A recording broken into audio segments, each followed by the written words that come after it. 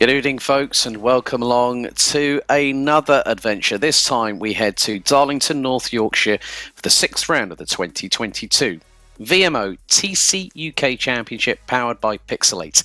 My name's Alex Goldschmidt, back in the saddle once again for another exciting 3 races. So we have 4 more rounds to go after this one, but we've had the halfway point of the season, and it was a slobber knocker last time out in Cheshire at Oldson Park on the 7th of September. We've got Snetterton, Knockhill, Silverstone National and Brands Hatch GP to round out the season in the middle of November. Croft opened back in 1965, then was closed for a time before being reinvigorated, and currently its configuration is 16 turns, just over 2.1 miles. From 1997, it has hosted the QuickFit British Touring Car Championship right up until the present day, along with British Formula 4. Along with that, TCR UK, British Formula 3 and British GT have also graced this circuit. So there you can see, Croft is the current round that we're on, the 22nd of September. The full 300 layout of Snetterton in Norfolk in the east of England will host round number 7.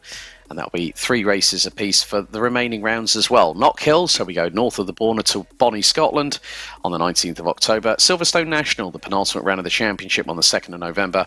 And Brands Hatch GP, 16th of November 2022. Coming into this 6th round of the championship, Chris Butcher leads the standings on 193 points, ahead of the current reigning and defending champion, Dan Kell, who's on 176. Butcher has had 2 wins and 9 podiums to his credit. Dan Kell, 1 win and 4 podiums. Dan Herlock rounds out the top 3 with Luke Maguire and leading independence driver Matt Richards rounding out the top 5 positions. All of these drivers have at least secured 1 win apiece.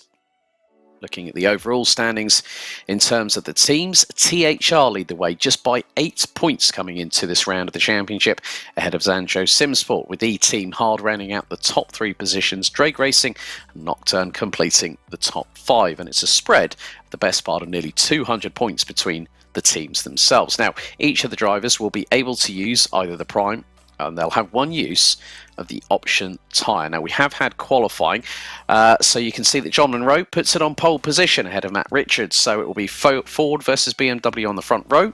Then it's Infiniti versus Vauxhall on row 2, courtesy of Lewis Redshaw and Chris Shepherd. Ryan Elliott and Cameron Brewster ran out the top 6 ahead of Callum Wilson. Ross McGregor, who was absent at Oldton Park but returns here for Croft, ahead of Tom Stevens and Kyle Benton. Now, there have been some penalties issued post Oldton Park, and Max Spooner was actually disqualified from qualifying. Mr. Doman got away with the warning. Sam Dowman got away with the warning. Tom Ely got a warning as well. Chris Butcher has a 5-place grid penalty. So does Callum Wilson. Dan Hyde.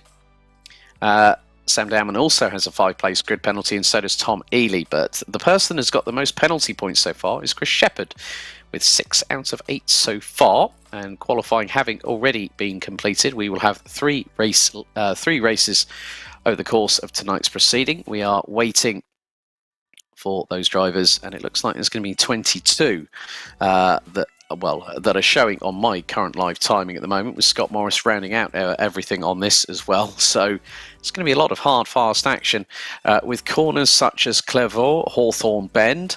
You've got the complex, which is very, very tight indeed. So you go into a left-hander that goes into a double right and then a flat-out hairpin. And that hairpin is not going to be easy for the drivers to negotiate, especially when you're going 2 and 3 abreast like we've seen in previous seasons. But nevertheless, there is going to be plenty of racing action over the course of the 3 races tonight. And a big thank you to Steve Proudley jumping on as our broadcast producer for tonight's festivities. We will obviously have a chat with some of the drivers post race 3. So I'm really looking forward to finding out who's going to be top dog come the end of this at the moment.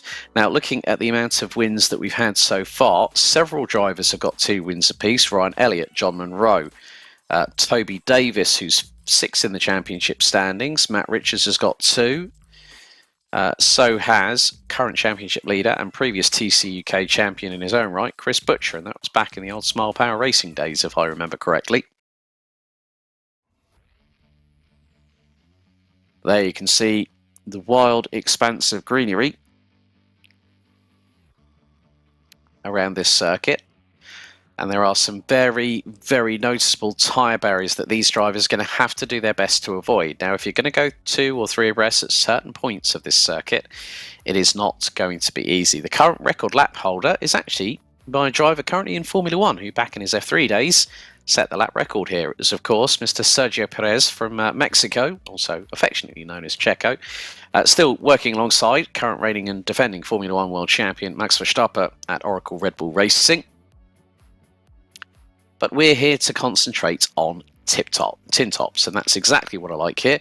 You will see, for those new to what has happened over the course of this 2022 season, as they are currently having warm-up at the moment, which is not that far from getting concluded. And Jakub Kowalski, as he's more commonly known, just under 60 seconds of the short warm-up. It's around about 5 minutes or so, and we will get them gridding up and readying themselves for tin top paint swapping.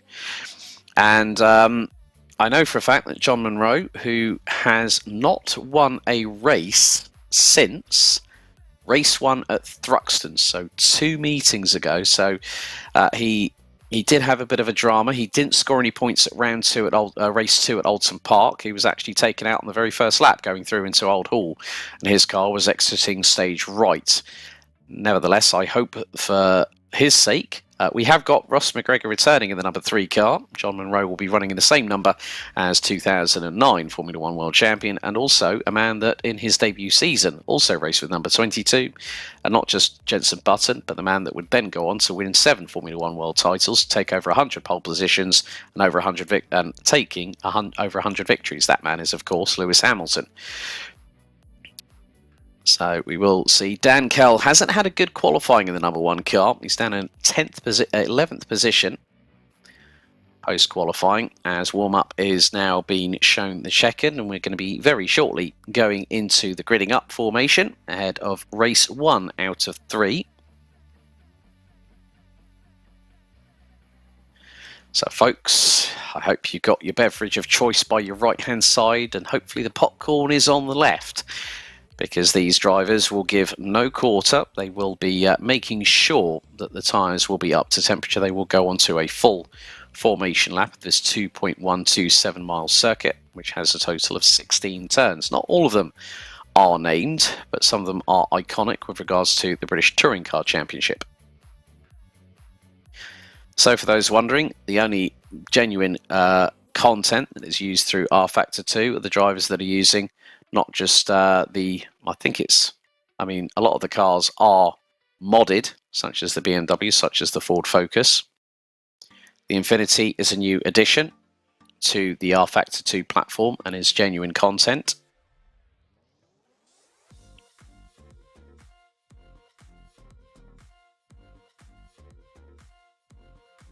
So I think very shortly we are about to get things underway for our first race out of 3. There they are, 15 laps per race, so just over 30, probably about 32 miles of racing, as you can start to see them all gridding up, ready to go racing at a moment's notice. And once the green flag drops, it will be blast off. It will be on the run down to Clairvaux, which is turn 1, and then they've really got to be on their A game. And we ride on board with our pole sitter, John Munro. There are the lights on the gantry right there. So Munro on pole, Matt Richards alongside.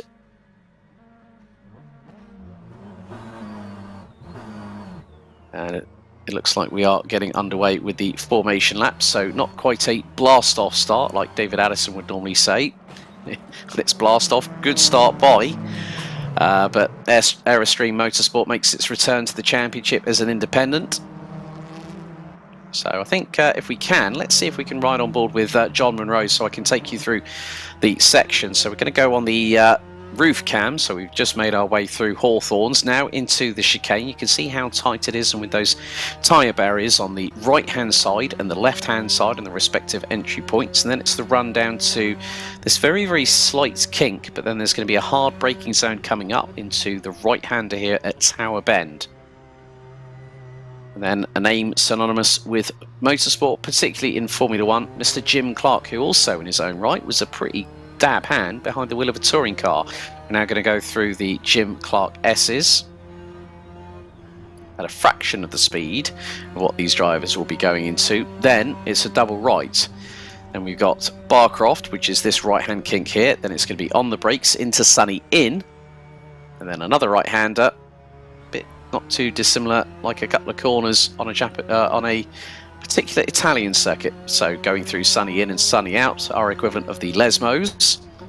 And then into the complex. So it's a left-hander. You're going to go tight here. Keep it tight, go to the left, then through into this part of the complex before the next right-hander, and there is the infamous hairpin. As John Munro leads the field onto what will be the starting grid ahead of 15 laps of racing.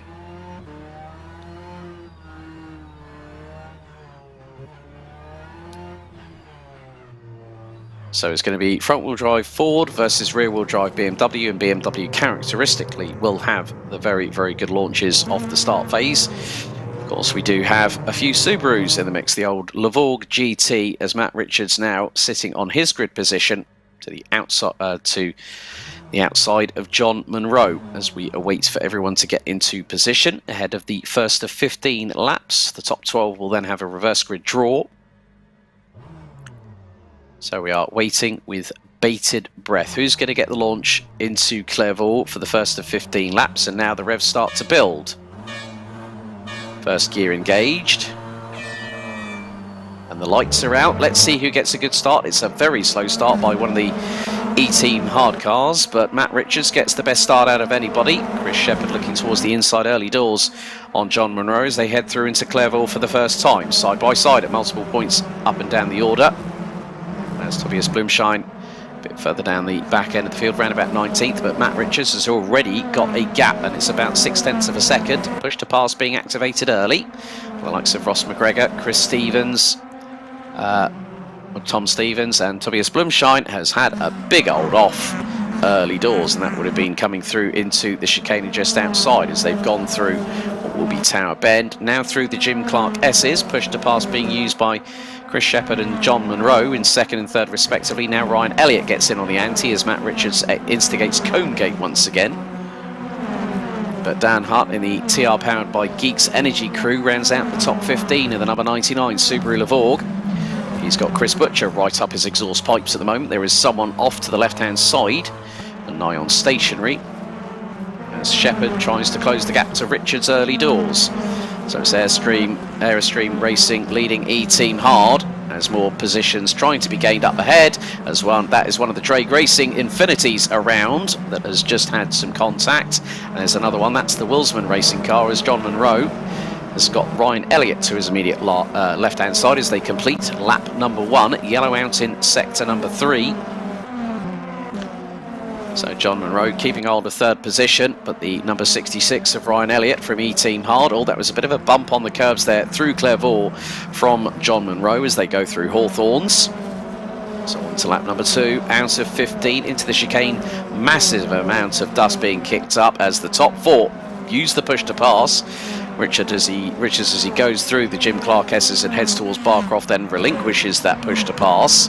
As in takes the finger off, or the thumb off the button. But Munro keeping Elliott at bay early doors in this second lap of this 15 lap encounter here at Croft.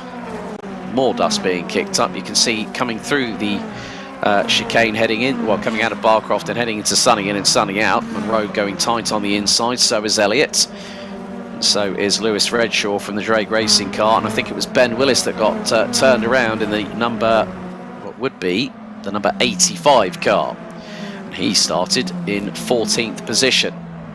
But Richards still holds a comfortable gap of around what is now 0.7 of a second ahead of Shepherd. Yellow out in sector 3, so someone's had a bit of a drama as they come through. Richards instantly on the push to pass as he came out of the hairpin, and Richards puts in the fastest lap, 1 minute 25.758. But then Shepherd in second position, and Toby Davis, I've just been reliably informed, was the driver that had a bit of an off-track excursion, bringing out the yellows in sector number 3. But John Munro coming out of the chicane now using the push to pass. Tom Stevens and the THR number 28 also using the push to pass as once again they make their way through into what will be sunny in and sunny out, but Matt Richards holding on to that position, and he's got a gap of nearly his second over Chris Shepherd and has gone purple in sector number 1, well did go purple in sector number 1, that was until Callum Wilson in the Wilsman Racing 444 Infinity posted the fastest first sector of the race so far. Sector 1, we've got another yellow flag out, and Scott Morris has already retired after the opening salvo on the first lap. Another yellow out in sector number 1, so drivers really tripping over either themselves or each other. But Monroe, you can see all the telemetry, what gear they're selecting. So into the complex, second gear now up to third to get the traction, down to first gear for the hairpin, 30 miles an hour. That's like a residential area speed limit being exercised right there, but on the power. Third gear, 90 miles an hour in fourth, now up to 100 miles an hour in fifth gear. They'll hit sixth, probably hit around about 120 to 125 miles an hour before hitting the braking zone for Clairvaux. Bumping over the curbs goes John Monroe in towards Hawthorns. And John Monroe has got, oh, well, he's just been passed. Well, Monroe, I don't know if he's got a slight problem with that car of his. He might have had a lag spike there because he's just dropped to 8th position from what was 3rd. Tobias Blumschein looks to have been the one that caused the yellow out in sector 1, and the Richards & Co Ford Focus has retired from the race. We're on board with John Monroe, who's now got Cameron Brewster up ahead of him. Brewster started in 6th position in the number 39 Drake Racing Infinity Q50. Piloted this year by the likes of Aidan Moffat and Dexter Patterson. Dexter Patterson, I still remember when he was running with the Sauber Academy in karting just a handful of years ago, but two Scotsmen running in the same team, running in the same car. As a good showing by the 444. Callum Wilson from Wilsman Racing rounding out the top 7, as Chris Shepherd looks to have closed that gap to Matt Richards for the race lead, as we're about to complete lap number 4 out of 15. So we're going to head on to lap 5, and Shepherd gets a better run coming out of the hairpin. Instantly, the number 11 E-Team Hard Vauxhall Astra goes on to the push to pass. Getting very, very, very close indeed. Shepherd might not look to nose it up the inside of Clairvaux, but through the chicane and through Hawthorns, he gets a better run. That BMW looks a bit bouncy through the chicane on the run into Hawthorns. And the yellow out in sector number 3, so someone else has had a drama. We still have 21 drivers, rounded out by the TR powered by Geeks Energy car, run by Johannes Leppitz in the number 15, in the number 40, who started in 15th position. He's actually ahead of Wilsman Racing's Sam Dowman. We're on board with Chris Shepherd in the E-Team Hard number 11 Vauxhall Astra. As through the chicanes, just look at the amount of curb that Matt Richards is using, and kicking up the dust with the right rear of that BMW 330iM Sport. Gap between them is just half a second. So don't forget, if you want to get involved, use the hashtags TCUK and VMO to show your support for your respective drivers. And we've also had a question, which game? It is R Factor 2 that is being used here. Sam Dowman trying to close up on Johannes Leppit, but the gap between them is about 3.8 seconds.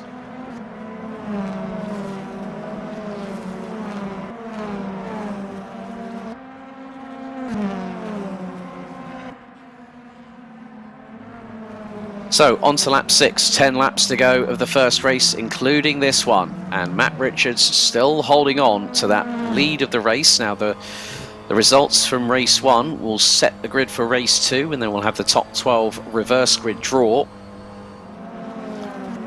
Chris Shepherd looking to close on in. That gap is getting closer and closer every time, every lap goes by. Shepherd a little bit closer in the braking zone as they go through Sunny In and into, well, what was would have been Sunny Out, as they're going to probably more than likely head into, I think it might have been Tower Bend that they've gone through, because they're just going through the Jim Clark S's and heading towards Barcroft. Now into what will be Sunny In, because they've just gone through Barcroft. Then the hard on the brakes, down from 4th gear to 3rd, 70 miles an hour. Then accelerates Going through Sunny out, then they're going to be hard on the brakes very shortly as they'll go into the first part of the complex. So into the left-hander, Cam Brewster battling while trying to close in on what will be Callum Wilson in another Infinity just ahead, but a good showing from Ross McGregor, up 2 places from 8th on the grid to P6. And Ross McGregor has had his best result was race 2 at Silverstone, where he picked up 2nd position. He's had 2/3 along the way. It's Callum Wilson looking to try and see if he can fire the Infinity up the inside of the Ford Focus, the number 3 from Sancho Simsport. Oh, one of the big old posts in the chicane heading towards Hawthorns. Adam Clairvaux has copped it. Richards now starting to extend that gap over Shepherd, and the gap was at one point 9/10 of a second. McGregor now battling away for Tom Stevens. They're going to go side by side. That's brave from the Scotsman. That would be going through into Tower Bend, as they're now going to hurtle their way through into the Jim Clark S's. See if we can ride on board with Callum Wilson in the 444, who's running at this top this 3-way scrap for 5th position. One of the THR cars, that might have been Chris Butcher, off into the background. As you can see, the lovely aerial view here from Callum Wilson. Here's Ross McGregor and the number 3 just up ahead, as they're now coming out of what will be Sunny out. McGregor goes rally crossing. Is he channeling his inner Colin McRae there, or Travis Pastrana? I'll have to ask him a little bit later on and see what the 64,000 Scottish pound answer would be to that one. Into the complex once again they go, and into the hairpin. So it's very, very close indeed. Callum Wilson really showing good credence here in that 444 Vilsman Racing Infinity Q50, but he's got to keep an eye on his 6, because he's got Brewster putting on the push to pass. And now this battle is really, the accordion effect is really coming on into the foreground, and the reason being is the fact that you've got Cam Brewster, John Munro's getting his arms well and truly stuck into this. Dan Hutt, who started in 19th position in the number 99 TR powered by Geeks Energy Subaru, now is in a genuine 10th position. We ride on board with Callum Wilson in the 444 Infinity as he battles away with Ross McGregor. And Stevens, McGregor, Wilson and Brewster all on the push to pass, like literally on the same time. You can see the digital display there. The speed is registering in miles an hour, as opposed to on a lot of other parts of R-Factor 2 you would see kilometres an hour. But Callum Wilson really keeping Ross McGregor very, very honest indeed. Lovely on-board shot there from the driver's field of vision. So they're going to go into the next part of the circuit, which will be the complex. And again, just look how close, how menacing is Wilson on McGregor. I think he gave him a little bit of a love tap behind, but he's got Cam Brewster, and there is another Scotsman in the form of John Munro. Munro put himself onto pole position, but I think he might have had a little bit of a lag spike that might have just caused him to drop a few positions in the process. But the BMW seems to be doing pretty well. Callum Wilson kicks up the dust through Clairvaux and into Hawthorns, but manages to keep the Infinity Q50 on the black stuff. Lap 9 out of 15 currently underway, so we've got 6 laps including this one. Infinity seems to have a good turn of forward momentum in comparison with the Ford Focus that seems to be doing quite good. Wilson has a lock-up on the right-hand side going into the next right-hander, which would have been Tower Bend. Now they hurtle their way, 5th gear, 110 miles an hour, and increasing the speed, full on the throttle, up to 6th. 128, nearly 130 miles an hour as he went through Croft. Hard on the brakes down to 6th gear, down to 3rd gear, 67 miles an hour, as you can see on the indicated gear, RPM and speed on the bottom right-hand corner. But he's not that far away. He's been waiting and biding his time, but unfortunately Callum Wilson is in a bit of a touring car sandwich, because we've got 2 Infinities making up the meat of it. Oh, Brewster has a little tangle with Wilson, and that compromises Munro in the process. He nearly goes into the back of the number 39 from Drake Racing. Brewster, I think, got a bit of a difficult exit, and that compromised Munro, and then Dan Hutt is with them. The Subaru has jumped its way up 10 places to 9th. Max Spooner rounds out the field in 20th position. Chris Shepherd we lost on lap number 8, unfortunately. So that is 3 out of the 23 starters that have failed to finish this opening race of the evening, as we still have 2 more to go after this one. But Monroe hanging on by his coattails on this, but you can just see it is the Ross McGregor train, and he's being followed by Wilson, Brewster, Monroe and Hutt rounding out the top 9. So a 5-car squabble over 5th place, as Matt Richards now starting to extend that gap over Ryan Elliott to the tune of what is about 1.3 seconds. And there is Ryan Elliott, who has got past Lewis Redshaw. Redshaw rounding out the top 3. And then it's a whopping 3.7 seconds back to Tom Stevens from THR. But he might have to keep an eye out, because he could become the front of that train, the way that Ross McGregor is reeling him in at a comfortable rates of knots. Yellow out in sector number 3. Brewster looks for the move on Wilson going into the complex, as does Monroe on Brewster. Dan Hutt just has got the ringside seat and waiting for something to transpire in front. Another yellow out in sector number 3. 5 laps to go, including this one. Wilson kicks up the dust as he comes out of the exit of the hairpin. So on to lap number 11, another yellow out in sector 3. These yellow flags are starting to become a bit too regular now, as Chris Shepherd, so at the moment Max Spooner has become the latest casualty, and that was on lap 9, so I think he might have brought out the yellow. So the Quartermass Racing Ford Focus out of the race itself. Callum Wilson still doing a great job. He's actually starting to pull away from Cam Brewster. He's got John Monroe right up his chuff. And Dan Hutt's got the old Aidan Millward tactic going. The headlights are ablaze on the Subaru Levorg GT. Piloted in previous years of the British Touring Car Championship by the likes of Colin Turkington. And also Jason Plato, who is in his swan song year in the Quick Fit British Touring Car Championship this year with BTC Racing aboard the Honda Civic, right there, coming towards the end of what's been a very quick 12 laps. But yellow out again in sector number 3, so someone has had a massive off, but still we're rounded out by Johannes Leppert from TR, powered by Geeks Energy, and Leppert started 15th. Currently in 19th position, so it hasn't been a good run. Vulcan Motorsports' Chris Cobbett, who started down in 21st in the number 44 car, now in 17th position, ahead of Sam Dowman from Vilsman Racing. Jakub Kowalski's had a bit of a stinker as well. He's down in 16th place, having started actually in 17th position. But this battle here, this battle royale, look at how close McGregor is now to Stevens. So Shepherd has now promoted pretty much everyone behind. Oh, bit of a kick up of dust by Dan Hutt there. And the Subaru Levorg loses a bit of ground to Don Monroe, but Ross McGregor gunning for 4th place. He's got to watch his 6, because he's got a Vauxhall Astra in front of him from THR in the form of Tom Stevens, and he's got Callum Wilson right behind him, as long with Cam Brewster. And Brewster looking for a move up the inside of Wilson. He goes onto the curbing, and Callum Wilson blocks it. Brewster runs wide. That could open the door for Monroe. And Monroe's taking advantage of it. The Ford has slungshot its way past.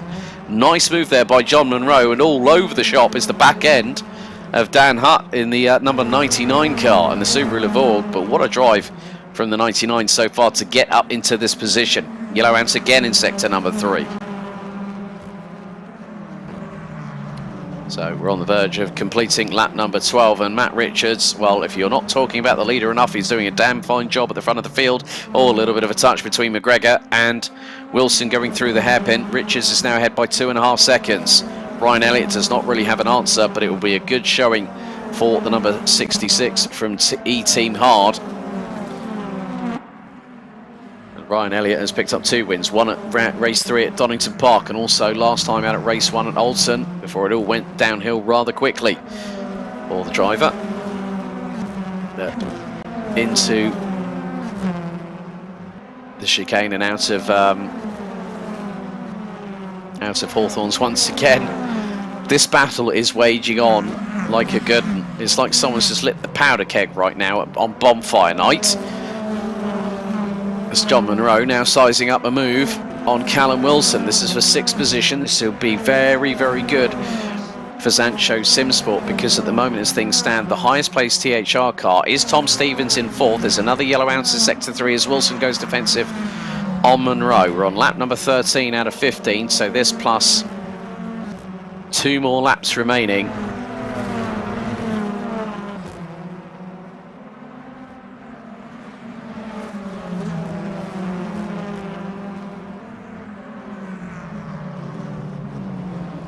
Look, it's all the accordion effects happen again. Wilson was stuck between his Sancho Simsport Ford Focus sandwich, and now they're pit boxing him in.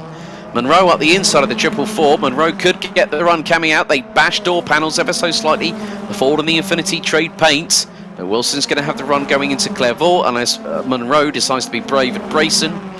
And that could very much be the case with the Flying Scotsman right now. And he's hanging around the outside. Oh, he's got through. He's got through before Hawthorne's inspired move there by John Monroe. Callum Wilson puts down the throttle, the back end of the Infinity, steps out to the left-hand side very briefly through Hawthorne's, nearly allows Cam Brewster to get through and get a sniff, and back into the mix is Dan Hutt in the number 99. Now through into the Jim Clark S's. The Infinities are side by side. Wilson's going to have the inside run through into Barcroft and into Sunny Inn. And he's going to keep... Oh, he's forced him off. That was through Tower Bend. Callum Wilson absolutely inspired on that particular occasion, but Cam Brewster again to the outside. They're going to go, oh, the Infinity from Drake Racing goes sideways into now Barcroft, into Sunny Inn, and now Dan Hutt looks up the inside of Brewster. They nearly tangle. Brewster holds on to that 8th position.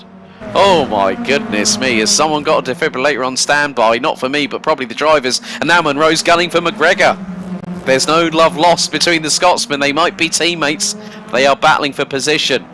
And now Matt Richards brings it across the line once again. And it's the final lap of the race. It's been a textbook lights out to checkered flag performance, and it's all kicking off behind. Brewster and Wilson side by side again, coming out of the hairpin. Here we go, down into Clairvaux and into Hawthorne Bend. Wilson's going to have the inside run, but is Brewster going to take a page out of John Monroe's book going through? Well, he manages to get through before they even hit Clairvaux. He runs wide, Dan Hutt up the inside and nearly clatters into the tyre barriers. A little bit of a touch with the right rear of Callum Wilson going through to Hawthorne Bend and into the chicane. Now on the run down to Tower Bend. Dan Hutt nearly had the opportunity there for going for 8th place. Callum Wilson was quick to stick the Infinity where he needed to at the right moment, at the right place. Now Dan Hutt looking up the inside through into Tower Bend, and the Subaru's bouncing all over the shop. Now through into the Jim Clark S's. They are nearly rubbing paint. Dan Hutt will now get the run going down into Barcroft if he's very, very lucky. They're both nearly run wide. Wilson runs wide, Hutt up the inside. Wilson keeps a pin through Barcroft at that rate of speed. Hutt up the inside through into Sunny Inn. They both tangle again. This is all fair racing, and Wilson again swapping paint with Dan Hutt as they come through. Sunny out, but out of the final hairpin for the final time, lap number 15. It's been a destruction derby in terms of how he's controlled this race. Matt Richards takes the victory for race 1 here at Croft. Lewis Redshaw 1.5 seconds behind Ryan Elliott from E-Team Hard in the 66 rounds out in the top 3. Tom Stevens for THR will take 4th, but it's going to be a run to the line. And now I think one of the Sancho cars has lost out 6th position because McGregor has just taken 5th. Cameron Brewster outdrags John Monroe to the flag with the number 22 from Sancho Simsport taking 7th position. Callum Wilson in 8th place. Dan Hutt rounds out the top 9. Top 10 completed by THR's Chris Butcher. Dan Kell, the current championship leader, he's going to have to settle with 11th place. That's exactly where he started 15 laps ago. Daniel Hurlock from E-Team Hard rounds out the top 12 ahead of Toby Davis. Ben Willis in 14th, having a dramatic spin on the opening lap. He recovered ahead of Kyle Benton from Vulcan Motorsport. Jakob Kowalski and Sam Dowman make sure that all 3 Vilsman racing cars make it to the checkered, with Johannes Leppert and Chris Cobbett rounding out the 19 strong. On lap 8 we lost Chris Shepherd, Tobias Blumschein on lap 2 and Scott Morris on lap 1, and Max Spooner from Quartermaster Racing unfortunately retired on lap number 9. But Matt Richards takes what is now his 3rd win of the season. He's had 3 wins, 2 seconds and 2/3 so far this season, despite having missed out at Oldham Park. Well, what a race that was, folks. Matt Richards dominated proceedings, winning ahead of Lewis Redshaw. A good showing from Redshaw in his own right. And to be completely honest, Redshaw, I'm just looking at where he is at in the standings. Well, it was Ryan Elliott that took the win. It was race 1 at Oldham Park, Dan Keller, and then it was Luke Maguire who actually took race 3 at Oldham Park. But there's the top 10 with Richards winning from Redshaw, Elliott, Stevens, McGregor out-dragging Brewster and Monroe to the line. And then we had Callum Wilson, Dan Hart and Chris Butcher completing the top 10.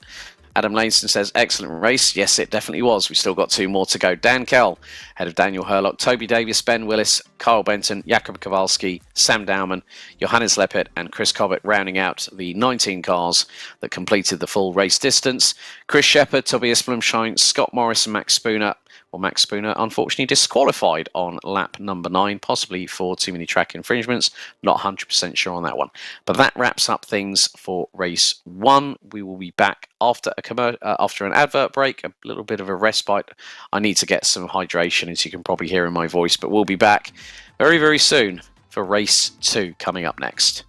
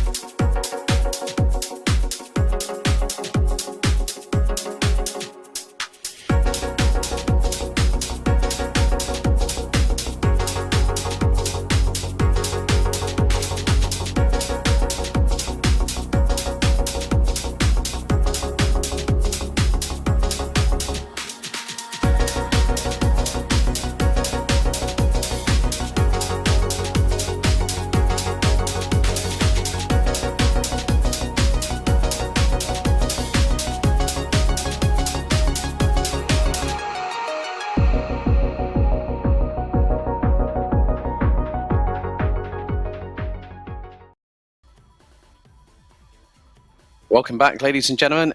After an exciting race number one, we've still got two more to go here at Croft for round 6, the 2022 VMO TCUK Championship powered by Pixelate.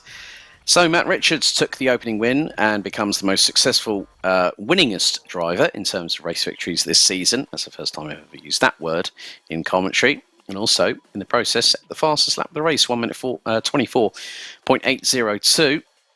Finishing ahead of Drake Racing's Lewis Redshaw, who made up a position. Ryan Elliott also made up a couple of positions to round out the top 3. John Munro, however, would finish behind the likes of Ross McGregor and Cameron Brewster. McGregor made up 2 positions from 9th to finish 7th. Biggest mover was Chris Butcher, actually, in the race, making up a total of 11 positions. So started from 21st and finished in 10th place. That will give him no end of help, and he actually finished ahead of his main championship rival, Dan Kell, who completed the top 11. But great showing by Dan Hutt, who went up 9 positions over the course of the race, finishing in 9th, having started 18th. So the race will start as per the results of race number 1. So Matt Richards and Lewis Redshaw will be BMW versus Infinity on the front row of the grid, as they are getting ready, I think, to start on their formation lap. Ryan Elliott and Tom Stevens. It will be an all Vauxhall Astra, but it will be E-Team Hard versus THR on row 2. Ross McGregor and Cam Brewster. That'll be row number 3. John Munro and Callum Wilson.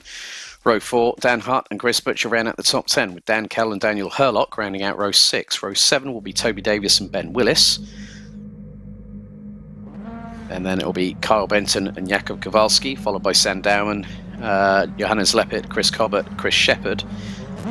It was the biggest casualty in terms of retirements. Tobias Blumschein, Scott Morris and Max Spooner. And apparently Max Spooner was unable to turn in, went off at turn 10 on lap 1, and then it pinged him and DQ'd him from the session after 9 laps. Might have been a possible game bug, not too sure on that one. As the drivers now go onto their formation lap, another 15 laps of this 2.127 mile circuit. So can Matt Richards make it 2 for 2 this evening? And at the moment, the only person who has won 2 races in a row on one solitary evening was actually at the season opener. Toby Davis took that honour at Donington Park. Races 1 and 2. He took not just 21 points for the race victory, but also picked up a point in the process for the fastest lap of the race, and that's exactly how many points Matt Richards scored on the last endeavour around this circuit. He pulled away after a handful of laps and made good his intentions. So can the BMW do 2 for 2? So Vauxhall have already done it, and oh, hang on a second. Max Spooner's already DNF before we've even got going. Whoops. He's going to have to sit by the sidelines again. So whether he's got a... and he's already asking for technical assistance. So this evening for Max Spooner in the number 63 has gone from bad to worse. And we haven't even gotten to the halfway point of this race. Another 15 laps await. So just over 30 plus miles. But the great battle that we had between the likes of Ross McGregor, Cam Brewster, John Munro, Callum Wilson and Dan Hutt in the latter stages, could we see the Chinese fireworks being lit up once again? Well, that will be a case of seeing how many laps it takes for that to develop. Could it be in the opening laps or as tyres come up to temperature? We'll find out as Matt Richards and Lewis Redshaw now start to try and get the additional bit of temperature in the brakes and the tyres before they line up on the grid. So pole position will be on the left hand side of the circuit. There's Toby Davis, who will start 13th. That's where he qualified in race 1, and that's where he finished in race 1. Can he make any amends in race 2? So there are the lights just ahead of us as we are on board with Matt Richards. We now switch to Toby Davis on the inside of row number 7. So it's Richards and Redshaw on the front row. BMW versus Infinity. Revs are building. Now the lights have gone out. Good start by Toby Davis. He got a really good launch in the front wheel drive Astra as they now head towards Clairvaux for the opening time. Matt Richards leading initially from what will be Tom Stevens from THR, who got an almighty leap, and Toby Davis has been spat out exit stage right, and that was why the yellow came out instantly in sector number 1. Richards already pulling a gap over Stevens to the tune of nearly 0.8 of a second as they make their way down to Tower Bend for the first time. Ryan Elliott holding station in 3rd ahead of Lewis Redshaw, who got jumped by the 2 in front of him. Now he's got Ross McGregor right up his exhaust pipes as the Infinity bounces over the curbs through Tower Bend as they now filter their way at high velocity through the Jim Clark S's. More dust being kicked up behind. Toby Davis now up into 19th, so he's already centred up a few people. He's done the old Daniel Ricciardo side of things, lick the stamp and send it. As Elliott now closing in on Stevens. Redshaw and McGregor waiting in the wing. Chris Butcher's got a nice good start as well. He's up from 10th, now up into what will be 6th position.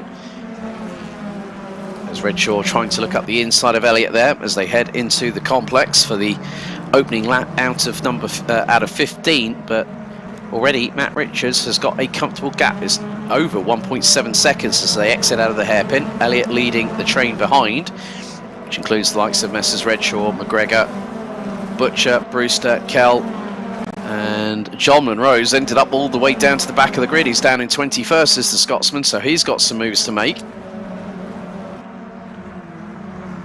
Through Clairvaux, through the chicane and into Hawthorns once again. Now, as they sweep their way round the right-hander through into the chicane, everyone sort of near on straight lining it, and the top 5 already on the push to pass. Quicker than you can say that there's a rat up a drain pipe. But one car going side by side, that is McGregor versus Redshaw. McGregor's gotten ahead going through into Tower Bend. He's going to keep it pinned around the outside, but Redshaw pushes the Infinity up the inside. Brewster goes wide coming out of Tower Bend.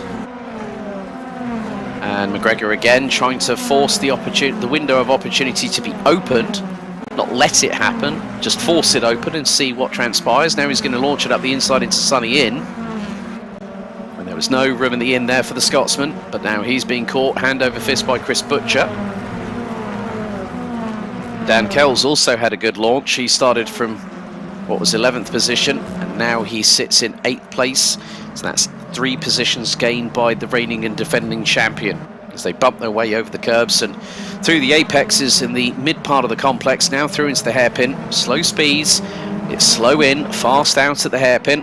There's Ryan Elliott trying to pull along with Tom Stevens in the THR car, the number 28 that rounds out the top 2. Matt Richards with a 1:25 flat lap time. That's the fastest lap of this race. As Chris Butcher bumps his way through Clairvaux into the chicane, now into Hawthorne Bend. He's taking a tighter line than Cam Brewster, who is trying to close in on him in the number 39 Drag Racing Infinity, but Butcher has stretched a little bit of an advantage whilst using the push to pass. Kell's on the push to pass as well, and he's closing in on Brewster and is about 0.4 of a second behind the Infinity that rounds out the top 7. Herlock, Wilson round out the top 10. Davis now up into 16th position. Despite that spill earlier on in the race, Toby Davis has absolutely launched it up the field. Now some of the drivers will be on the option tyres, and my guess is Toby Davis is using the prime tyre. He's not using the option. Chris Butcher used the option in race 1. Callum Wilson at the moment is using the option in the final race of the evening, as are his 2 teammates, Sam Dowman and Jakub Kowalski. Kowalski now up into 14th, Dowman down in 17th as Wilson gets a near little touch from Chris Shepherd, and the back end of the Infinity steps out to the left-hand side through the complex. Ryan Elliott in the number 66 car. Let's see what he's running on. He used the options, as did Dan Herlock in the opening race, so Chris Shepherd is holding on to his for the final race itself. We're underway, lap 3 completed, on to lap 4 we go, so 11 including this one still on the bounce. And Matt Richards, well, he's pulled away. He's probably now in South Yorkshire as opposed to North Yorkshire. He's about 4 seconds up the road from Tom Stevens, who still is holding on to 2nd. But Stevens is going to come under threat from Elliott, Redshaw, McGregor, Butcher, Brewster, Kell. Look at the train behind the number 28 THR car. Kowalski battling away And that is with Vulcan Motorsports, the Vulcan Motorsports BMW. That is Kyle Benton in the number 15, who's in 13th position. John Munro has recovered to 19th at the moment. As McGregor, rubs paint and then some. I think they might have gone down to the composite on those cars. That's going to allow Butcher to get through if he sees the room in at the inn. And Butcher has gone into the slipstream of Redshaw. And now they've got another Infinity. There's a touch between McGregor and Redshaw. And McGregor just literally does a John Cleland. And Butcher has mugged a lot of them behind. Dan Kell's in the mix with this one. So is Ben Willis, who's up to 10th place. Callum Wilson is also in there. So now Ross McGregor is leading the train for 4th. Butcher already on the push to pass. Kell looking towards the outside of Redshaw. This is getting a bit too close to comfort because someone could go exit stage left through Clairvaux. They luckily enough don't have that happen. And it's 2 abreast. Kell to the outside of Brewster. Or is that Willis? Well, it's Redshaw now because Redshaw's dropped behind Butcher and Kell's got through. Kell has got through up into 7th position. So Kell with an absolute diamond drive there, but they're going to go through in towards Tower Bend. This could get very, very nasty very, very quickly indeed. Kell to the inside, Brewster to the outside, Willis in behind, and Willis and Brewster both kick up the dust. Yellow out in sector number 1, so someone's had a bit of a drama. McGregor already on the push to pass as he's trying to get away from Chris Butcher. Dan Kell really closing in on Lewis Redshaw for 6th position. But Dan Kell is the Ford Focus meet in an Infinity Q sandwich, a Q50 sandwich, and that could have multiple layers because the bottom part of the sandwich has 2 pieces of bread. Sorry about the sandwich analogy there, folks, but that's normally what happens when you see one car stuck in a haberdashery of other makes and models. Callum Wilson nearly loses it going through into the tighter part of the complex around the outside. That is Daniel Hurlock trying to go around the outside. That was Ben Willis in the 85 drag racing. Ben Willis was using the BMW 330 last season, and then they switched to Infinity Power. Has worked to their advantage at certain parts of the championship, but at the moment here at Croft, seems like the BMW's the big kingpin, so to speak, because Matt Richards now has a 4.2 second advantage over Tom Stevens, and that gap is growing in leaps and bounds. Dan Kell once again closing in on Lewis Redshaw. They both use the push to pass as they run down into Tower Bend, and now it's going to be the run through into the Jim Clark S's before Barcroft, and then Sunny in and Sunny out. Still a lot to play for in this race. With the top 12 having a reverse grid, as in whichever number gets picked is the one that ends up on pole position, and everyone behind or everyone in front is then having their position reversed. But there has been a drama behind, and that was going through into Sunny in. Callum Wilson's dropped all the way down to 17th position. He was running in 12th place. Carl Benton is in 12th now, ahead of Jakub Kowalski. We've got a yellow ounce in sector 2. So we've only had one retirement. That was a DNF before he'd even got a start, and that was Max Spooner in the number 63 car. But Tom Stevens from THR starting to try and close that gap on Matt Richards as we're on to lap number 7. They hurt their way into Clairvaux. Yellow out in sector number 3. So, and Callum Wilson is out of the race. Callum Wilson, I think that might have been why the yellow was out in sector number 3. So the 444 from Vilsman Racing is out on the spot after 6 laps. Scott Morris has also come a cropper. So 2 cars out on the spot. And that was probably why we had the yellow out in sector number 3. Cam Brewster still trying to close on in. John Munro now up into 16th. He's got Kuba Kowalski up ahead. Kowalski and Wilson run in GTR 24H as part of the Glam Racing crew run by Maria Rinhack. But they do love their touring cars, to these boys as well. It's nice to get something a bit different from endurance racing. Sprint is just full out, guns blazing, balls to the wall, and it is no exception here. Cam Brewster and Ben Willis. Very much, well, Cam Brewster's got past his teammate Lewis Redshaw, and there is Dan Kell with Ben Willis. kick up of dust from Dan Kell, but keeps it pinned to the inside for the hairpin. This is going to be like a traffic jam on the N25, but Dan Kell pushing Willis wide. He puts 2 wheels on the grass, coming out of the hairpin and down the main straightaway. On to lap number 8 out of 15. Willis will get the run on Kell, I'm sure, into the braking zone, but he's got to watch out for his teammate just up ahead. In they go through Clairvaux. Kell has to keep it pinned to the outside. Can he get the undercut? He can do through Hawthorne Bend. Willis's Infinity goes, oh, they bang panels right on the apex of the chicane, and Kell just wide, but he manages to power out of the corner. He was flat chat, was Dan Kell, and all of a sudden, Daniel Hurlock has also gotten through as a direct result of that clash through the chicane. So Ben Willis drops from 8th to 10th at the drop of a hat. Down to 20 cars. Chris Cobbett from Vulcan Motorsport rounding out the 20 strong, still running on the circuit as Ben Willis trying to see if he can get an opportunity to get back past Daniel Hurlock in the E-Team hard car just up ahead, the number 11, as they're going through into, they've just gone through Barcroft and into Sunny In, now into Sunny Out before heading into the tight complex. And again, Dan Kell goes rally crossing. He did a Ross McGregor right there and then.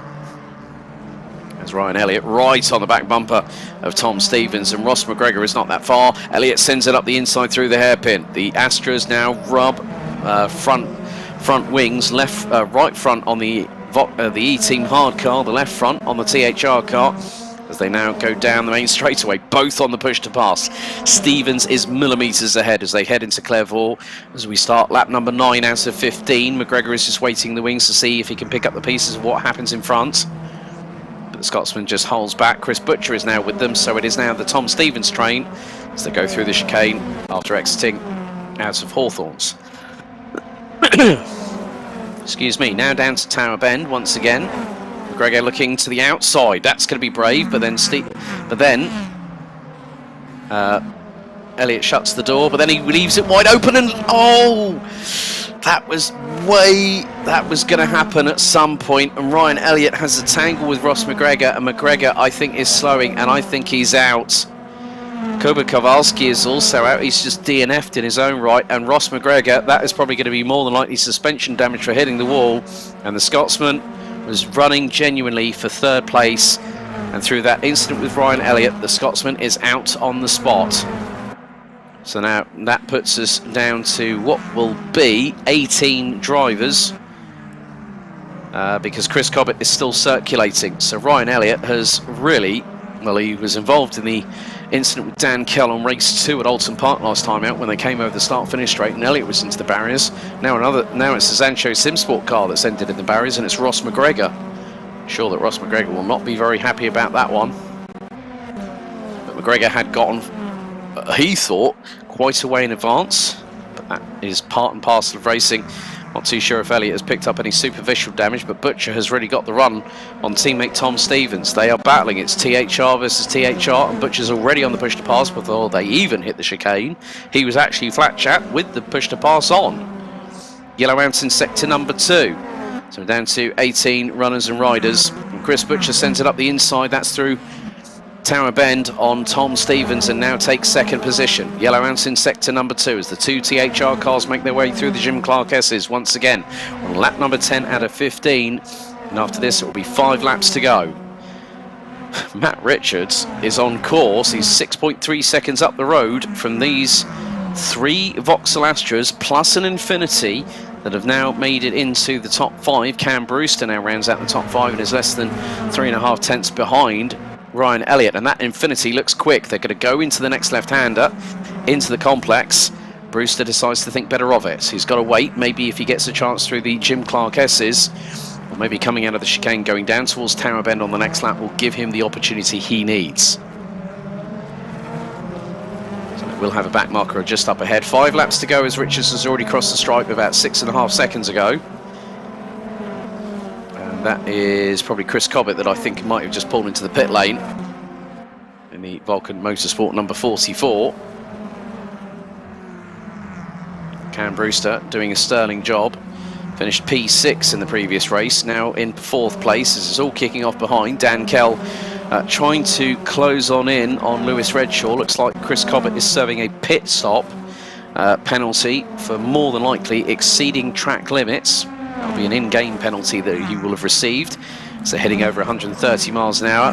Dan Kell's just bump drafting on the back of Lewis Redshaw. They've got Daniel Hurlock not too far behind, along with the likes of Chris Shepherd and Ben Willis running out the top 10.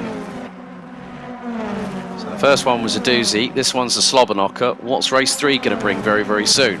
On to lap number 11 out of 15 as Dan Kell trying to get his opportunity to go up into 6th position. Cam Brewster now on the back of Tom Stevens, whose pace looks to have dropped significantly. And now Brewster looking towards the inside. He nearly went 2 wheels on the grass. The pair swap paint into the complex. Brewster up into P3. And there is Ryan Elliott trying to get his way through. And Stevens is very wise to that. And Stevens looks to the inside of Brewster going into the penultimate right-hander before the hairpin. Can Elliott get the undercut? A little bit of a touch between Brewster and Stevens. Stevens being the slight instigator of that one as we head on to lap number 12 out of 15. 4 laps to go. Butcher and Brewster on the push to pass. Gap between them is about 1.7 seconds. But Richards has done what he's needed to do, and this will put him onto 4 race victories this season. Really help him. I mean, the thing is, the closest independent will be Phil Morby, but Phil Morby not here tonight. He's otherwise engaged in other activities. You look at the amount of drivers that are put on the push to pass. 3rd, 4th, 5th, 6th, 7th, 8th and 9th, all at the same time, as Elliott now has got Stevens up his inside. Number 39 from THR retakes 3rd position. Keep your eyes on what's happening with these drivers, because this could be very much coming to blows very soon. It normally does happen if one driver gets a little bit of pent-up frustration because they're not able to get past. Sometimes a little bit of desperation does not give anyone the benefit of the doubt. So Elliott again right on the back bumper, this time going into the complex. Elliott looking towards the outside of Stevens, looks to the inside, through into the left-hander going into the complex. We've got Dan Kell right up close and personal, and Kell is going to try and launch it. He might have a run. He nearly had a run on Elliott, who now has a look up the inside of Stevens. A little bit of a love tap from and another one, and it's 3 abreast coming out of the hairpin. And now Dan Kell, look at him. He's on the outside. Kell's got the push to pass. He's edging ahead of both cars. He's ahead of Stevens. He's ahead of Elliott. That's now 4th place for the defending champion, as the 2 Astras side by side through Clairvaux into the quick chicane, now into Hawthorns, and Stevens holds on to 5th position. But a great move there by Dan Kell, using the ultimate opportunistic move through the hairpin to make it 3 abreast. A little bit further up the field, Brewster is pressurising Butcher for 2nd position. And all the while, this is allowing Matt Richards to edge away. Got around about 2 and a bit laps to go, including this one, as Butcher's on the push to pass to defend against Brewster. Brewster waiting now. Kell and Stevens on the push to pass. So is Elliott through the same part of the circuit. Brewster really looking through as they go through Barcroft into Sunny Inn, hard on the brakes, down from 6th gear at around 120 miles an hour. Into 3rd, now into Sunny out. Brewster already on the push to pass before he's even exited the corner. Now into the complex. Brewster looking to the outside. Butcher takes the tighter line. Brewster might have to wait until the hairpin if he can look to launch it correctly, but Butcher's not going to give him a sniff, nor give him the opportunity to have the big barn doors on the farm open wide right in front of him. And that's how defensive you need to be through the hairpin, as both Butcher and Brewster nearly side by side, both activating the push to pass at the same time. We go on to the penultimate lap of this race, and into Clairvaux for the 14th and penultimate time.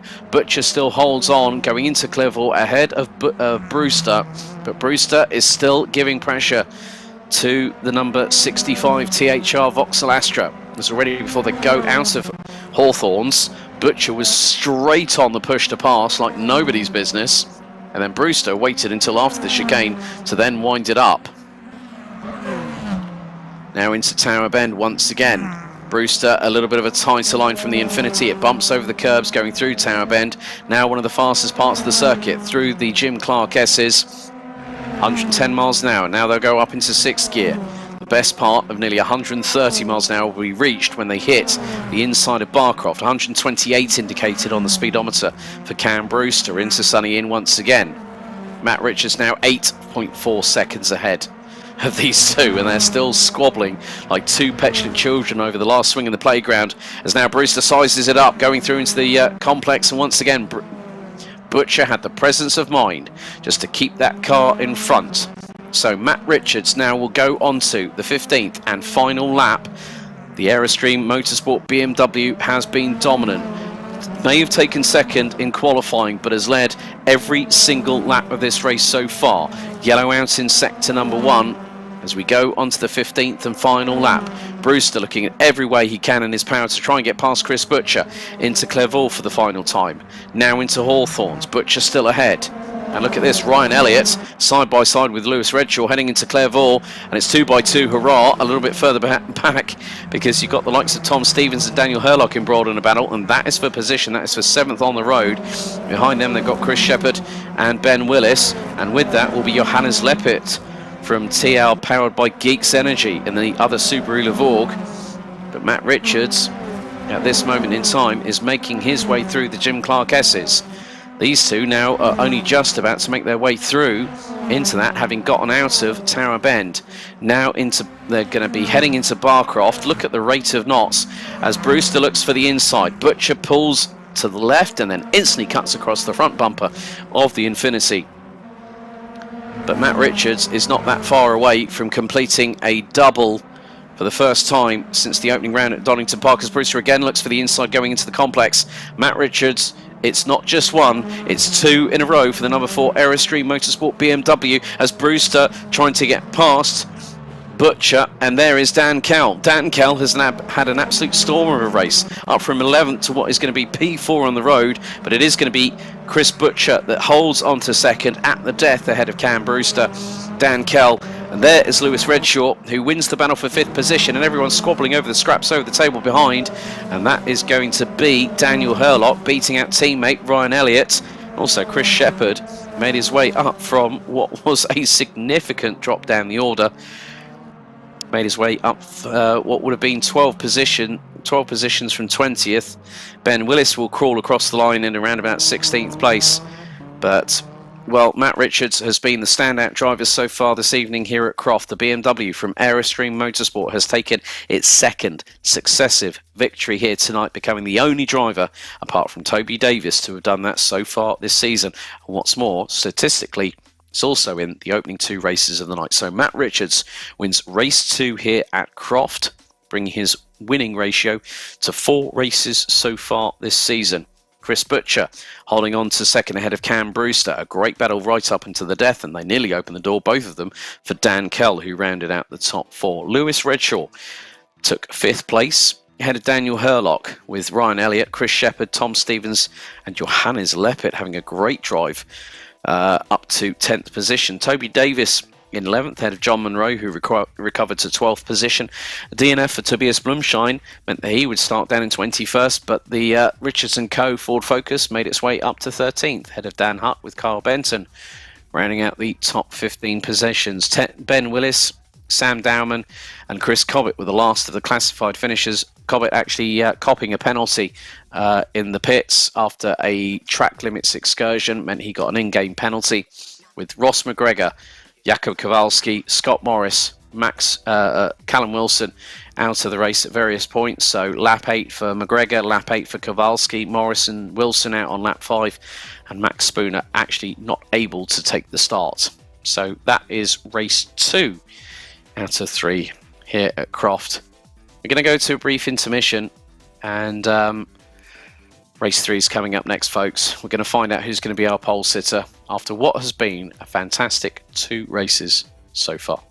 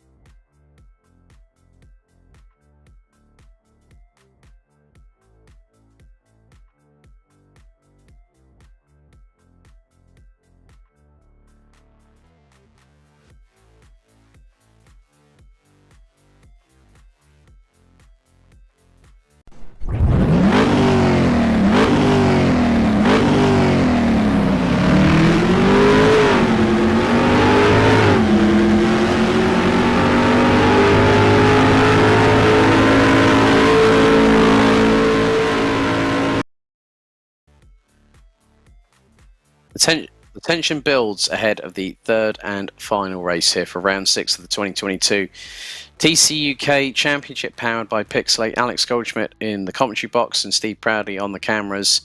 Well, we've had our casting vote as to who has picked up the reverse grid race 3 pole position, and it is decided between drivers that finished 6th, between 6th and 12th. It was the 8th place driver, thereby Chris Shepherd from E-Team Hard in the number 11 will be on pole position. So that reverses basically the top 8.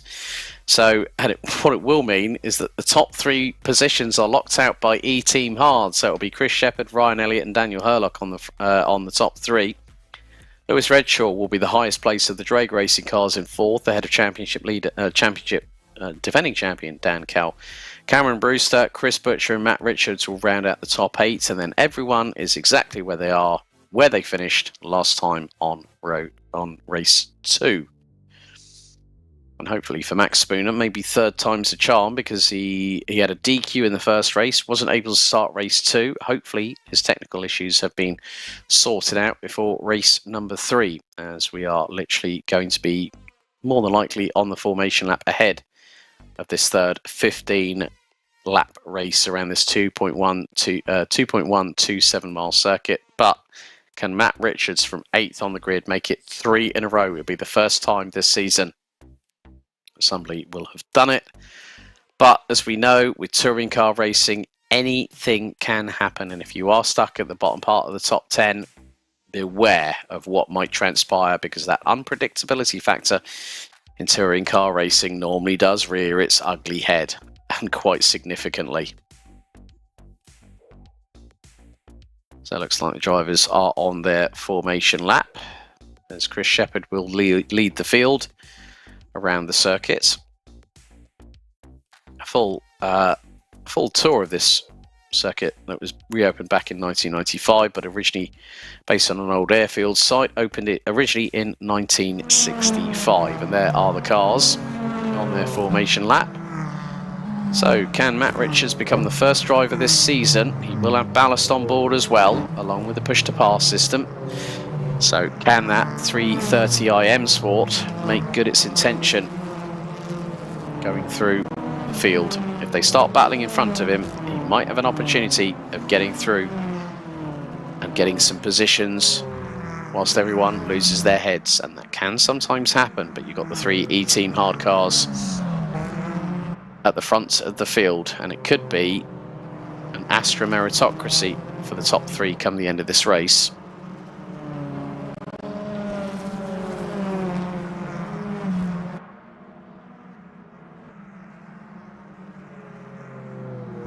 So they're going to make their way now through the first part of the complex. And, oh dearie me, Max Spooner, I think, has had lightning strike twice. He's had a Quartermaster Motorsport car, has shouted for help, and I don't think, yep, there you go, another DNF for Max Spooner. His evening has not gone well at all, I'm afraid. But the drivers now starting to line up. It's going to be an E-Team Hard car on first, second and third position as the grid now starts making its way onto the start-finish straight. So 15 more laps to decide who will be. Will we have 2 race winners tonight, or will we have three race wins for 1 driver? What can Matt Richards do from 8th on the grid? We're about to find out momentarily. As the revs start to build, the lights go out, and Shepherd and Elliott line astern, side by side, as they head towards Clairvaux for the first time of asking. Elliott will get the run into the corner, pull alongside, but bumps over the curbs. Shepherd stays ahead, as Matt Richards already up to 6th place. And there's been a massive calamity behind. I think Chris Butcher went very, very wide indeed. And Matt Richards might have been the instigator for that one. Not 100% sure. Really couldn't catch what happened. And I think that maybe John Monroe might have been a part of that incident. So very, very difficult to see, but it just goes to show how quickly things can kick off. But Matt Richards now starting to chase down the 4 in front.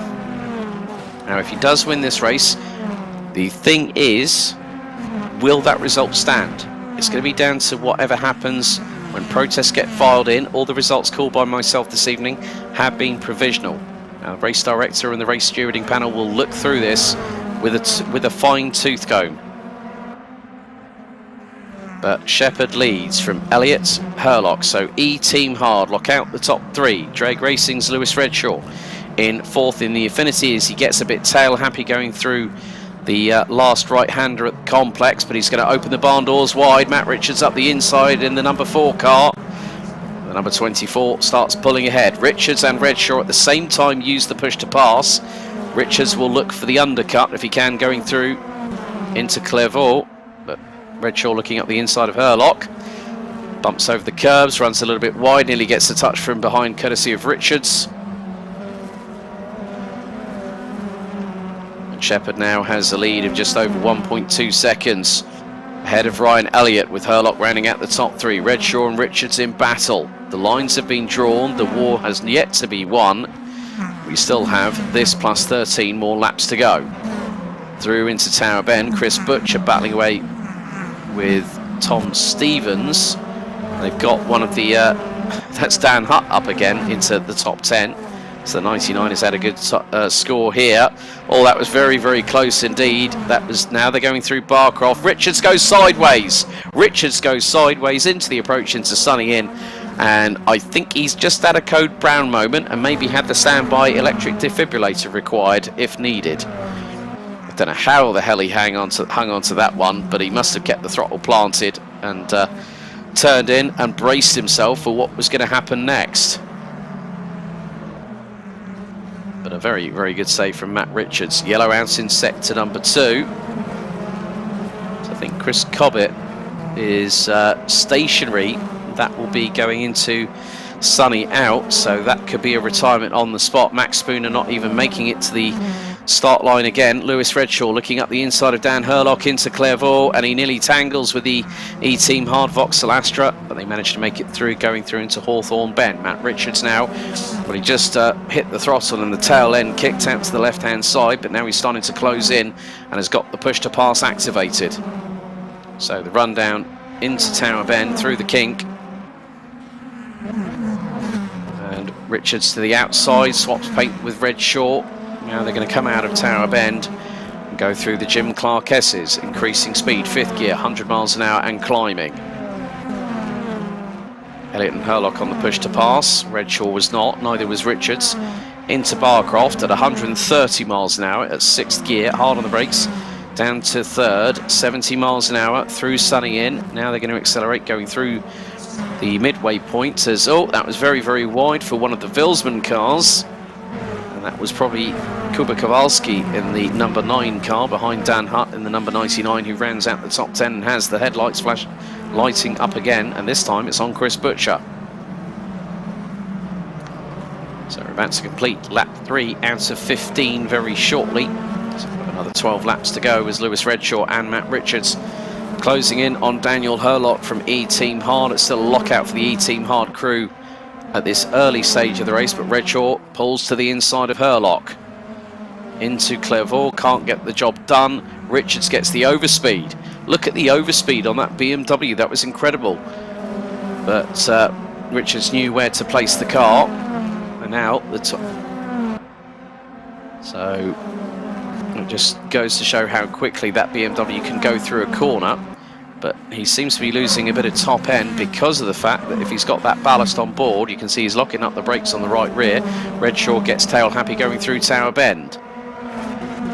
Lap 4 out of 15, pretty much halfway done and dusted, and Richards is losing time to them. And now he's got Ross McGregor, so Matt Richards will not, at this rate, the way that Shepherd's got a massive country lead to the point of 3.3 seconds, Richards will have to try and keep himself in the top 5. So no driver so far this season will have secured 3 victories in one evening.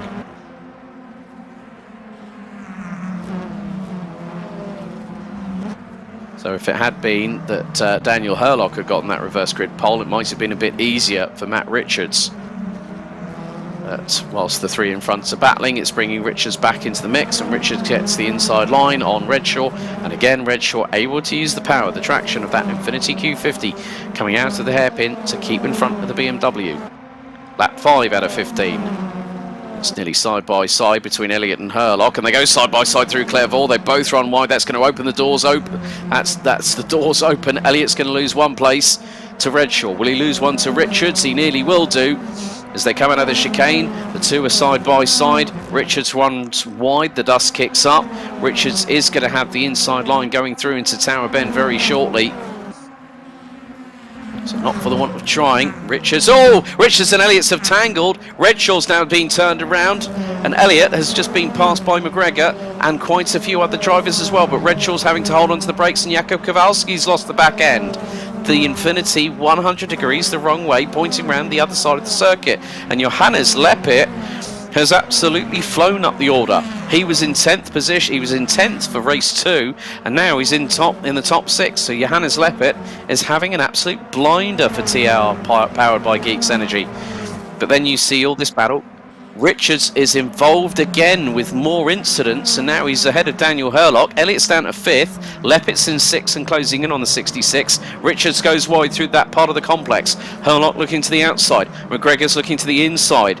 On the number 87, he's going to make it 3 abreast, is he? No, he doesn't, because Herlock backs out of it. Richards now in 2nd position, but now Shepherd. Now the chase is on. Richards has got a target on his back, and it's bloody huge right now. There's 2 incidents I think he's been involved in, and it's nearly 3 abreast as McGregor and Herlock go into battle going into Clairvaux over 3rd place.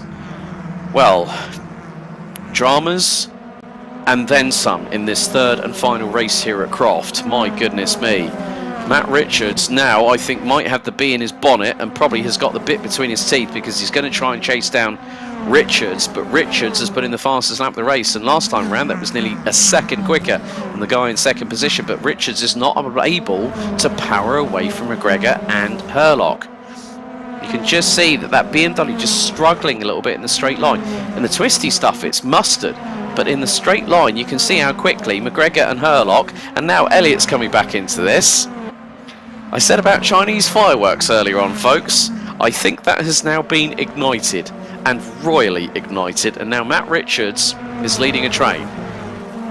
So Ross McGregor, as we've got a yellow out in sector number 2, someone going very, very slowly indeed. I think that might be Chris Cobbett. But there is a car stationary. That is Sam Dowman that I've just seen. Sam Dowman in the Vilsman racing car.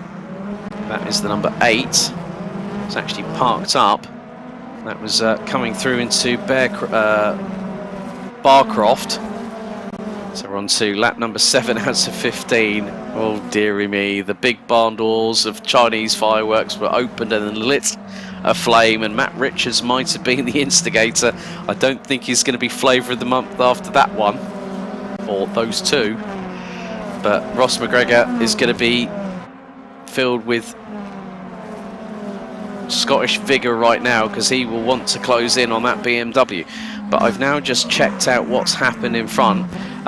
Chris Shepherd's previous lap 1 minute 26.1, Matt Richards 1 minute 26.2, so not much in between them. The gap has gone under 6 seconds, but Matt Richards is fighting against what I think will be a losing battle, because we are on our 7th lap out of 15. If he can pull away from McGregor, which he has done to the tune of a second, the amount of times that Richards can use that push to pass, it will help him pull away from McGregor, who's now embroiled in this battle again over 3rd position with Herlock, who's right up his exhaust pipes as they go through into the complex once again. We're about to complete lap number 7, while Chris Shepherd will be very shortly as he makes his way through into the hairpin. That gap now is still 5.9 seconds. At one point it was about 7 seconds. So Matt Richards is trying to do his damnedest to pull in Chris Shepherd and see if he can go for a 3rd race victory. Gap now down to 5.6. Matt Richards again in the 1 minute 26.2s. But it is Chris Shepherd that holds the fastest lap of this race, 1 minute 25.553. Richards has just pumped in his best effort, 1 minute 25.792. Which is just over 0.2 of a second slower in terms of the fastest lap of this race. But Look at the gap that Richards has pulled over McGregor. It's over 1.2 seconds. Closing into the braking zones, the pendulum will swing in the favour of the Scotsman. Johannes Leopard in the meantime. This could be the best effort, I think, maybe this season so far for TR powered by Geeks Energy. Number 40, Subaru Levorg GT, a car that really didn't get a lot of loving in terms of the British Touring Car Championship. It was around for a couple of years with Plato, Turkington, amongst others, having driven that car, but still to see it in this championship, it's something a bit different. Reminds me of the old boxy Volvo Volvo 850s. You might remember the T5 was once used as a saloon car, and then the good old boxy estate made sure it had an impact with the likes of Rickard Rydell, amongst others, in years gone past, especially in the early to mid 1990s. Shepherd still has nearly a 6-second advantage over Matt Richards, but we are very much heading on to lap number 9 out of 15. Yellow out in sector number 2 again. This time looks to be Chris Cobbett down in 18th position. The number 44 Vulcan Motors racing car. It's Callum Wilson trying to go side by side. That is with, looks to be John Munro, and Callum Wilson bumping over the curbs like a charlatan. Still keeps it pinned as they go through the chicane. Munro slots in front, and Dan Hutt has got is waiting in the wings, got the ringside seat, and looking to pick up the pieces. And now Dan Hutt has still got his lights ablaze. Aidan Millward, could you please tell him off for doing that, because that's something you used to do back in the day when I still remember you racing in this championship. But never mind, that is a bit of a joke at Aidan's expense. But Dan Hutt really closing in on Callum Wilson for what is 10th position on the road. It's been a great showing from TR powered by Geeks Energy. They have built over the course of the season, and with Johannes Leopard in 6th, Dan Hutt now on the verge of possibly having a second top 10 finish this evening. It'll be a good showing for the drivers. As Jakub Kowalski is out of this race, so down to what will be 17 drivers we will go very, very shortly. So now we head on to lap number 10 out of 15. 6 to go, including this one. And Ryan Elliott still chasing down teammate Daniel Hurlop, but Chris Shepherd is leading, and his lead has been further extended. He's got it up to just under 7 seconds over Matt Richards. Matt Richards not going to get the three-peat tonight, I'm afraid. And I'm wondering what the banter's going to be like in the in the lounge topic here in the Discord post-race. There's going to be a lot of words exchanged, I think. You can see that Shepherd already using the push to pass. He's currently going through out of Tower Bend and heading into the Jim Clark S's. Callum Wilson still battling away with the likes of John Munro and Chris Butcher as they make their way through into the next left-hander. They're going to fire it through into Barcroft and into Sonny in. Munro to the outside, and he goes and gets a tank slapper, and he collects Butcher at the process. And Butcher's already into the hay bales. John Munro tried to do his best and just lost it big time. And that's the first time on the R Factor 2 platform that I've seen someone go through the hay bales, and that was Chris Butcher of all people. Well, again, another one I think for the race stewards to investigate post-race, post-evening that is. So the thrills and spills, folks, here at VMO TCUK 2022, they keep on coming. So down to 17 drivers. Shepherd now has a comfortable 7.2 advantage. There is no way on God's green earth that Matt Richards, with the amount of ballast that he's got after 2 victories, and there is the race leader on his 12th lap. He's making his way through Tower Bend and then heading into the infamous Jim Clark S's. There's Ross McGregor, now trying to close on in, looking at the lap times between him and Matt Richards. McGregor last time was the best part of just over 0.4 of a second adrift, but if he can start reeling in Richards, if the BMW's tyres start to struggle in the last few laps of this race, where we are on lap number 11 out of 15, so 5 to go including this one, I think McGregor could be in a very, very good place indeed to secure a good way. But it hasn't been that good for the rest of the brood, because Munro is in 11th ahead of current defending champion Dan Kells. So I think there will be a little bit of licking of wounds for Zancho Simsport, but Ryan Elliott and Dan Herlock doing a good job. All three E-Team hard cars in the top 5 thus far, but they have got a couple of cars closing in. Tom Stevens in 7th, Johannes Lepit in the Subaru for TR with powered by Geeks Energy, just behind in 6th. That could be a very, very interesting recipe, not for disaster, but for some good racing over the next 4 laps, as we have lap 12 very much underway as the race leader is making his way through Tower Bend, or making his way through Hawthorns, I should say, and now has exited the chicane as some of the others do so now. And right, oh, there's a bit of a moment there for Lewis Redshaw. That's coming out of Clairvaux, and that was with John Munro just up ahead. He's got Cam Brewster. It's not been an easy one for Drake Racing either.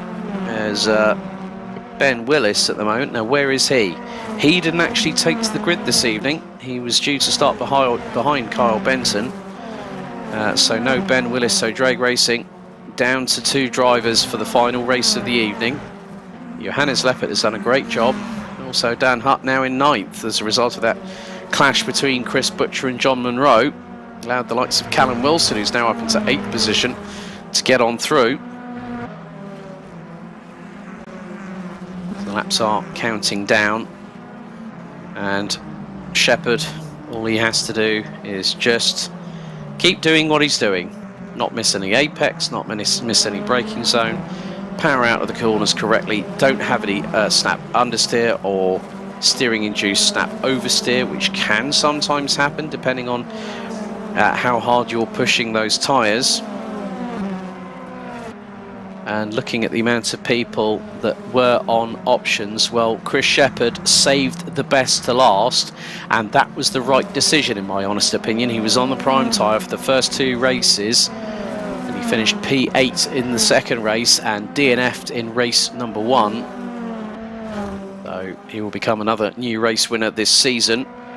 There'll be multiple drivers with race wins. Chris Shepherd will be very, very happy as he makes his way through into what will be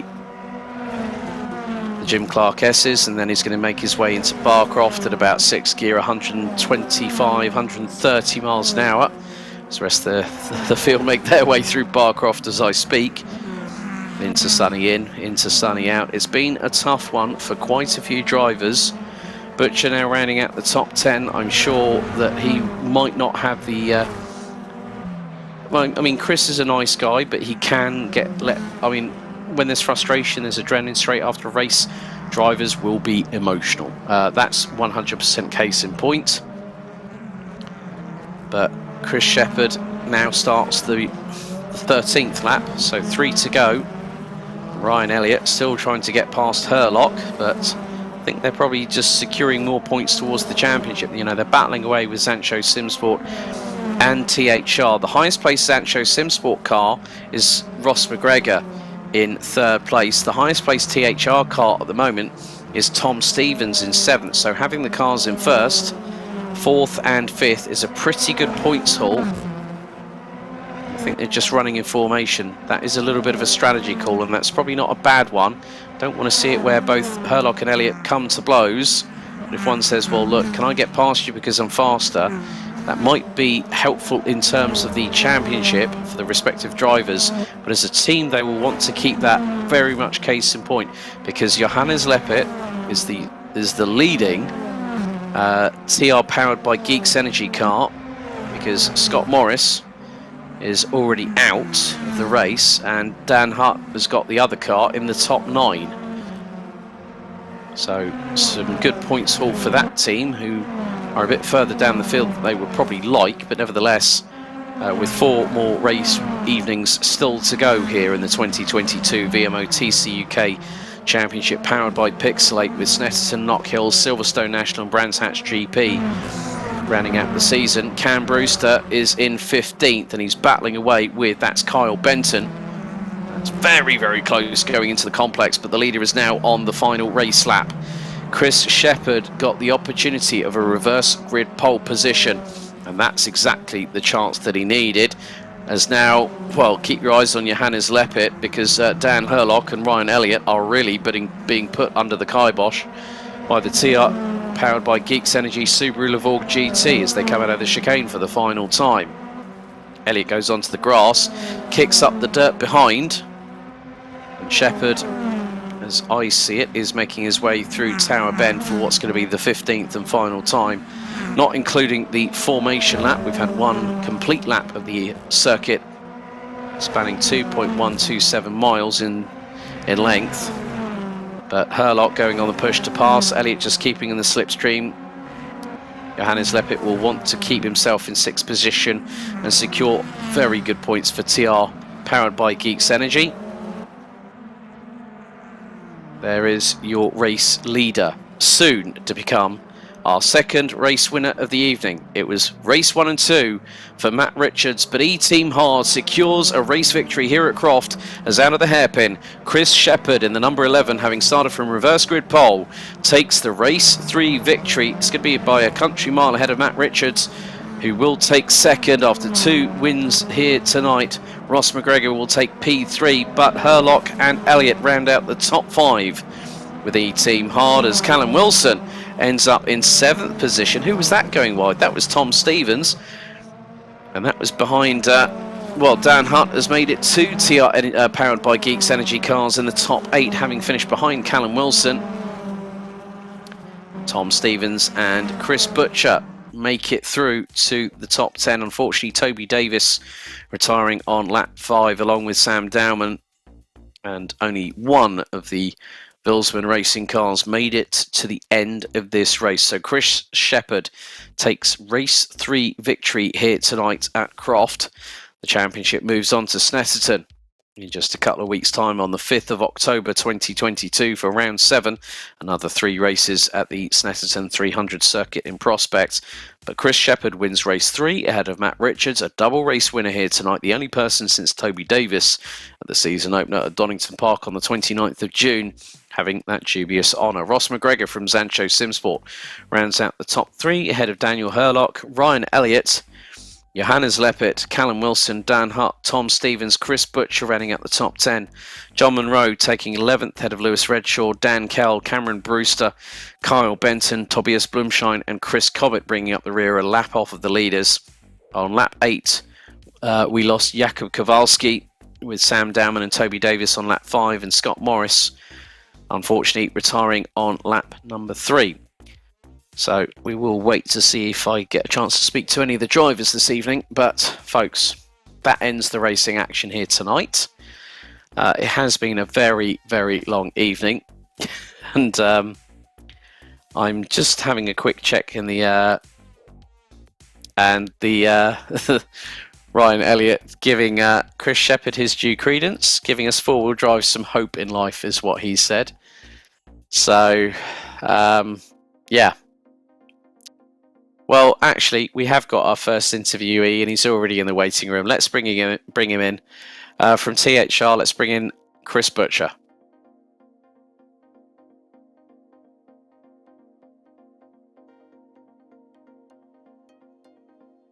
Evening, Chris. Good evening. I'm going to say this: the racing tonight has been rather Robust. fruity. Well, fruity, I think, is probably the. I'm not going to use the words of David Croft, where he always goes, "Oh, this looks a bit tasty." It was rather fruity at times, wasn't it? Yeah, it definitely was, particularly in race 3. I think that's the first time I've ever seen in TCUK someone ending up through the hay bales, and it just so happened to be you. It's typical, isn't it? I mean, the thing. Go on, take it. Let's look at it from your perspective, because I'm going to bring in the man very, very soon after I've had a chat with you to see his side of the story. What happened when John Monroe just completely had a tank slapper and lost it, and then you ended up being on the receiving end? I mean, obviously, John was trying really hard to get through. He was a lot quicker than me, because I think he was ballast free, and he'd tried it there a couple of laps. So I was sort of wise to the move. So I covered the inside, and so he tried the outside, but it's it's really tricky there at the best of times. If you're not on the ideal line for the braking zone, then you've really got to have your wits about you. And I think obviously he just sort of lost the rear, because the rear is really, it's a fast right-hander. The braking zone is literally just after the corner, so the rear's sort of completely unloaded, and I guess that caught him out. But it wasn't an easy race evening for you. I mean, we had a chat about this, didn't we, at Alton Park, and you said that we think that the Astra was going to struggle. It did struggle quite a bit. I mean, it's not been the best evening for you, but you still got a P2 in race 2, so there's something to shout and scream about, isn't there? Yeah, do you know what? It was a little bit better than expected, to be honest with you. I kind of I didn't have the best qualifying because I had a game issue, which meant I had to leave and rejoin, so I probably lost a few attempts there. So I really only got one lap in, and I unfortunately picked up a grid penalty from Alton Park as well. So I was pretty much starting at the back, and I was thinking, this is sort of whole race event over sort of thing. What on earth am I going to get out of this? But the racing gods were sort of looking down on me in race 1, because everybody just seemed to sort of bin it off of the circuit in front of me. So it wasn't too bad. So to pick up a podium and points finishes in all 3 races, I'd say is a good sort of exercise in damage limitation. And I think I finished ahead of Kel in all 3 races, who, if I remember rightly, I think was my closest rival in the championship. I don't know if he still is, but that was obviously key. And I've got to say thank you to Toby and Tom as well, because they put a lot of work last night in trying to fix the issues with the setup, and I think we got somewhere close. Just sad that they also had a tough event, really, because I don't think we deserve that. I think we had a lot of pace. We just didn't sort of get it all together, really. Well, Chris, of course, Snetterton 300 next on the calendar in a couple of weeks' time. It's also going to be a tricky circuit. Long straights, sweeping right-handers, especially going into Riches. But then the tight technical parts on the infield might help the Vauxhall Astra's prowess in terms of handling. But the straight line speed is going to be a bit difficult for you guys in the Astra, isn't it? The main thing with the straight line speed, I think, is the weight. To be honest with you, I think the front wheel drive and rear wheel drive cars are fairly even on that. I think what's really hurting us at the moment is the game update that I think I touched on last time, and where they've just sort of totally changed how the tire heating works. So that's it's the same for all cars, but because in the front wheel drive cars, you've obviously got the front axle doing all of the traction and all of the work, basically. It really hammers the tires, so the rear wheel drive cars can manage that a little bit better.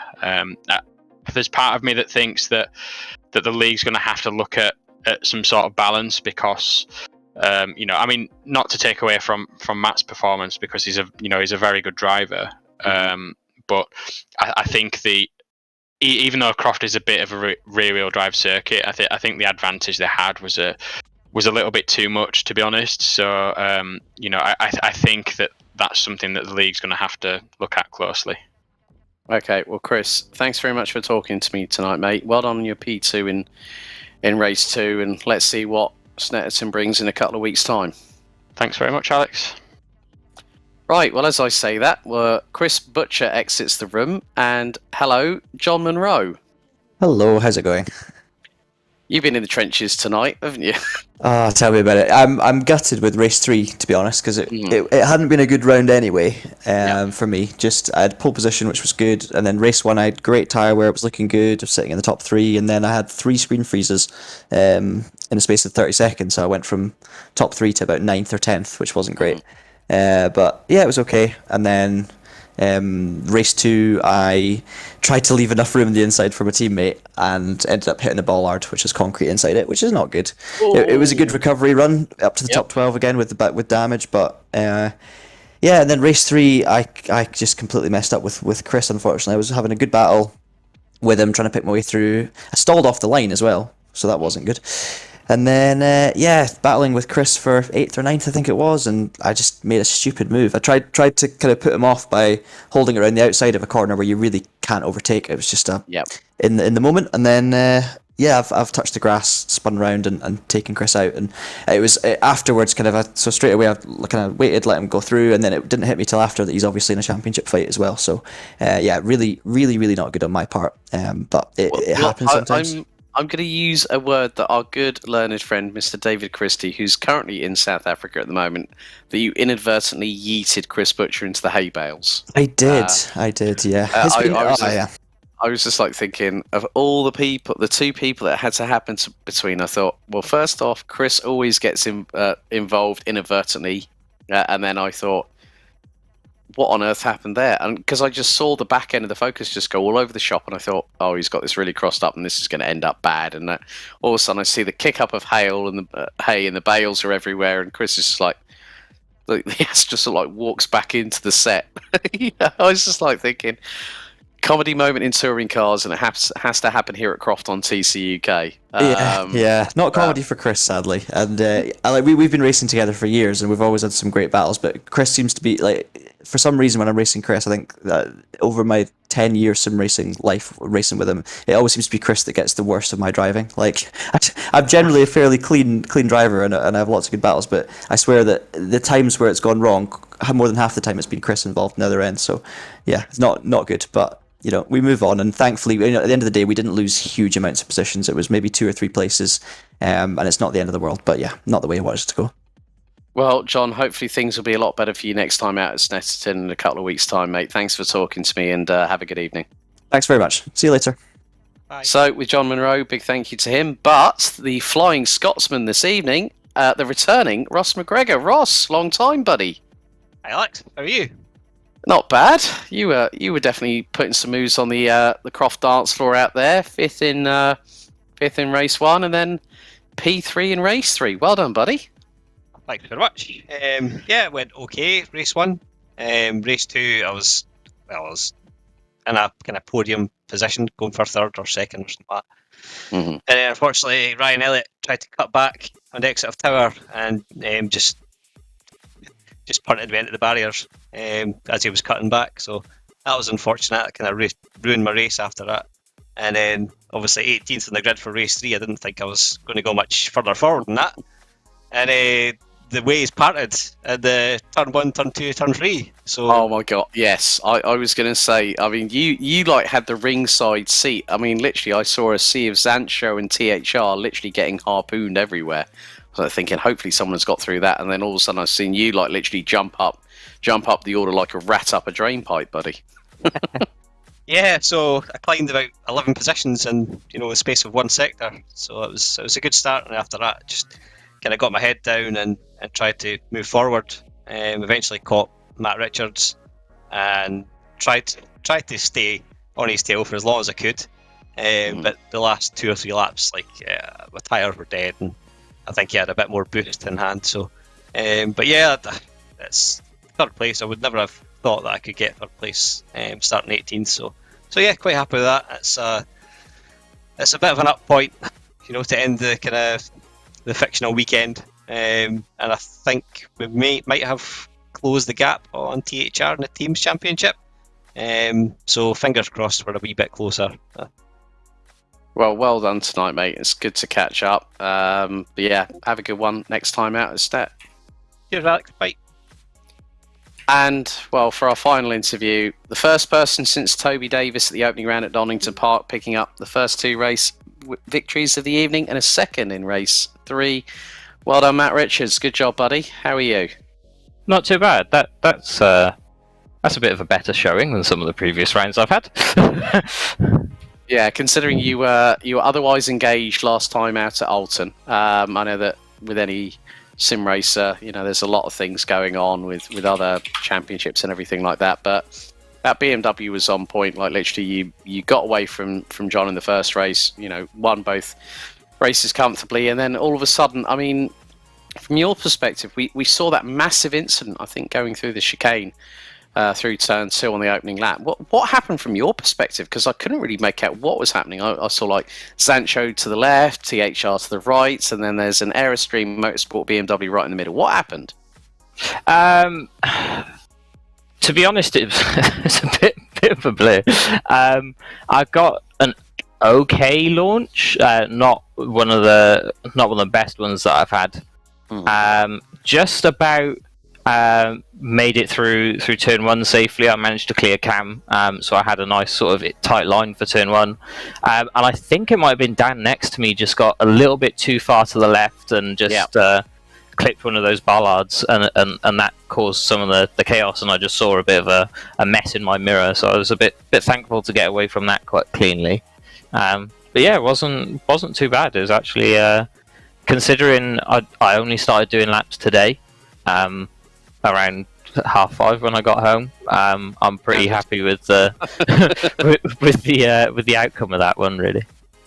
And also, this helps extend your lead in the Independence Championship, the Independence title, going through into the next round at SNET. Will we see you back for that one, buddy?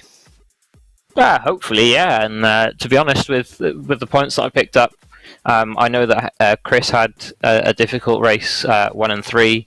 I know that Luke wasn't here. I know that Dan struggled this evening, and Dan Herlock, although he scored well, he didn't quite score as well as I did. So it should hopefully put me back into the main championship fight, and just sort of see how I end up from there. Well, Matt, well done tonight, mate. It's good to catch up. It's been a long time. I think the last time we caught up actually in person was, what was it, the VCO Race Spot Summit at Simply, wasn't it, I think? Oh, probably earlier than that, I think. Probably Srez at some point. Probably. More than likely. At least a lot earlier in the year than now.